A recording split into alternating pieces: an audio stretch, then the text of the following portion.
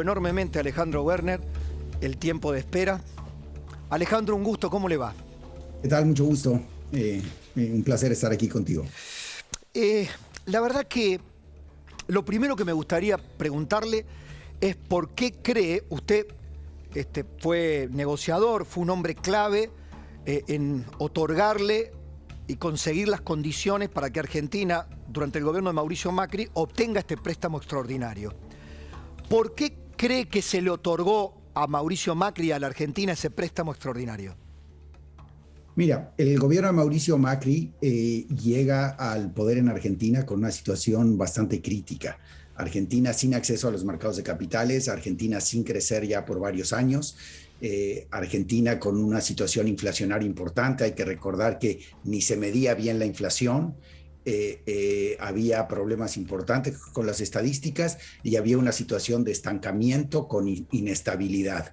El gobierno de Mauricio Macri se embarca en un proceso de transformación en el cual yo creo que cuentan con un diagnóstico que muchos de nosotros coincidimos, que Argentina necesita reducir la injerencia del Estado en la economía.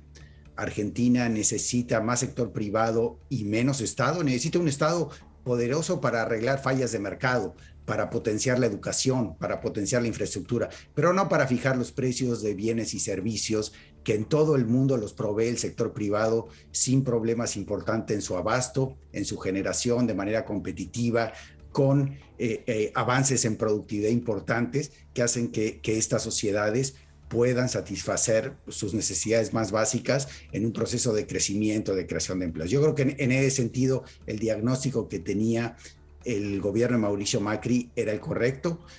Obviamente luego hubo muchas críticas y muchas de ellas válidas a la estrategia que se decidió seguir en ir muy despacio en estos cambios. El gradualismo. Sobre todo el gradualismo en un escenario en el cual ni por la parte macroeconómica, sobre todo la parte fiscal, pero tampoco la parte de reformas estructurales y la parte también de fortalecimiento institucional, también no se avanzó lo rápido que se podía, sobre todo con un escenario electoral en el cual a los 15 meses de un gobierno ya se está pensando en la elección de medio periodo y termina la elección de medio periodo y al año empieza la próxima elección presidencial con un problema tan grande. Nomás para finalizar, la economía argentina hoy, y eran números muy parecidos cuando inició el gobierno de Mauricio Macri, la cuarta economía del mundo con la inflación más alta, atrás de Venezuela, Zimbabue y Sudán. No es el mejor club donde estar.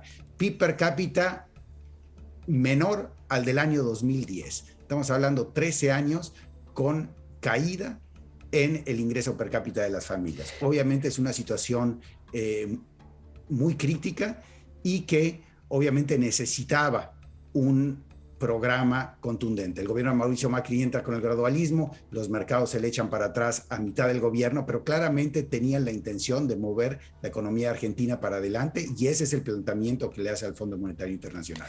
El Fondo Monetario Internacional en ese sentido, por eso apoya, digamos, la agenda del presidente Mauricio Macri, porque era una agenda que buscaba transformar y modernizar una economía que estaba en una gran necesidad de esa transformación. Usted sabe muy bien, Alejandro, le iba a preguntar, usted se adelantó ya en su respuesta a mi segunda pregunta, si no sentía algo así como un déjà vu en esta actual situación con aquella otra en la que se encontraba la Argentina, lo cual evidencia que la Argentina gira, ¿no?, permanentemente, da círculos, no avanzamos. Pero quiero agregarle algo más. En el 2019... durante la campaña electoral, que finalmente pone a Alberto Fernández como presidente, Alberto Fernández y el actual oficialismo denunciaron al Fondo Monetario Internacional, lo hicieron retóricamente y lo trasladaron, creo, en una causa judicial, por haber violado los estatutos y haber otorgado este préstamo extraordinario.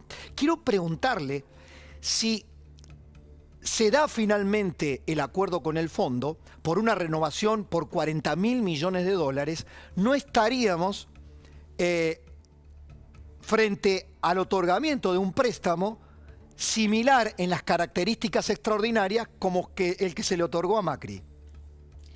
Mira, yo creo que hay diferencias en la coyuntura, hay diferencias en el planteamiento que están haciendo los gobiernos, pero lo que tú mencionas, los dos programas irían por el proceso de lo que se llama acceso excepcional, que son los programas que son por un monto mayor, alrededor de 400%, 450% de la cuota, que es la aportación de capital que hizo cada país en el Fondo Monetario. Dado que estos programas son de alrededor de 1000% de cuota, pasan por este proceso de aprobación que es mucho más exigente, y en ese sentido tienen criterios que, al evaluarse, probablemente en programas donde hay ciertas vulnerabilidades, claramente hay juicios de valor que hace el directorio del Fondo Monetario que claramente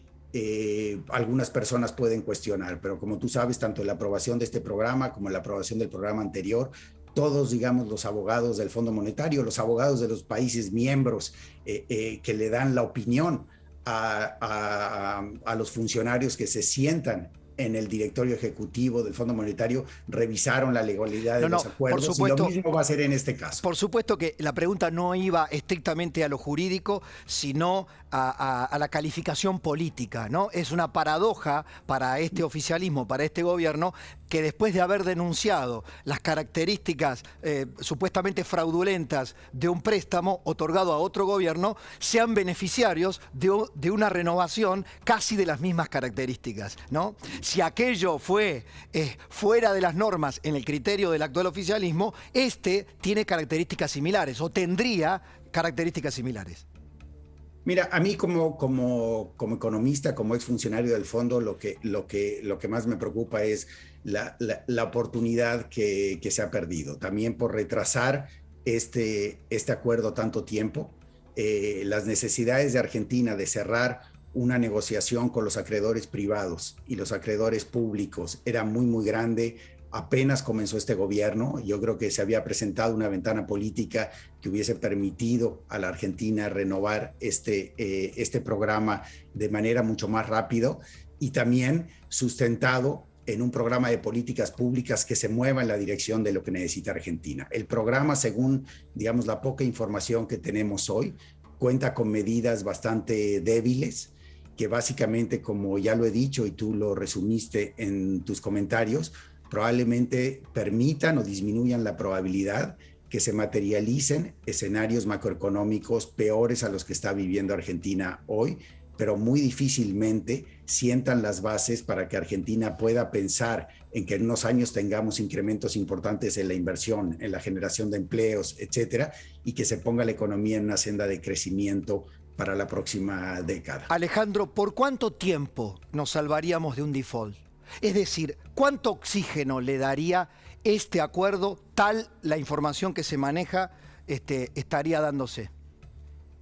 Mira, yo creo que obviamente sin conocer los detalles es difícil. Yo estoy seguro que el Fondo Monetario diseñó este programa para que, aún en un contexto internacional más difícil de lo que el fondo está anticipando que sea el que se materialice con una alta probabilidad, la economía argentina pueda evitar una crisis financiera mayor de aquí a la próxima elección, pero básicamente esperando que el próximo gobierno sí diseñe un programa de políticas públicas que esté a la altura de las necesidades de la economía y la sociedad argentina hoy en día. Claro, pero usted dijo algo muy interesante, que si el Fondo Monetario es laxo con la Argentina, es decir, le permite un acuerdo sin reformas estructurales, acá hay un riesgo moral, se generaría un riesgo moral para con los otros países deudores. ¿Por qué? No, yo lo que digo en el artículo que tú mencionas es que el fondo tuvo que decidir entre dos alternativas malas.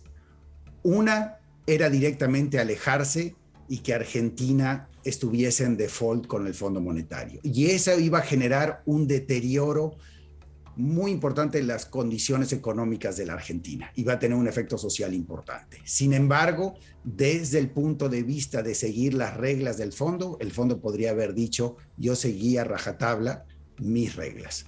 Por otro lado, el fondo analizó que el hacer un programa, como tú mencionas, más laxo, sin reformas estructurales y que no nos permite visualizar un cambio de tendencia importante en el desempeño económico en Argentina, pero que sí va a generar condiciones económicas y sociales mejores que las que tendríamos con un default, beneficia a la sociedad argentina contra ese escenario de default y que el fondo está dispuesto a asumir el costo de no cumplir a rajatabla sus políticas y de no entrar, digamos, en este efecto de riesgo moral en el cual otros países le pedirían las mismas condiciones a Argentina.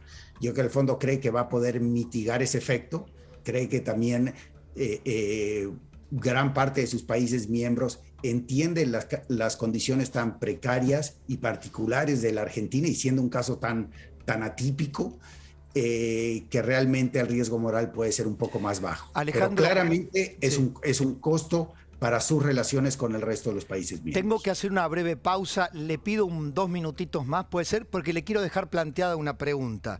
¿Le costó? Usted se alejó del Fondo Monetario Internacional por el caso argentino, pero no me lo conteste ahora. Digo, se comenta, se dice entre los técnicos o entre aquellos que han tenido cargos muy importantes en el fondo, que la Argentina termina siendo un cementerio de aquellas buenas intenciones de querer ayudarla. Pero después me contesta en un segundito, ¿puede ser?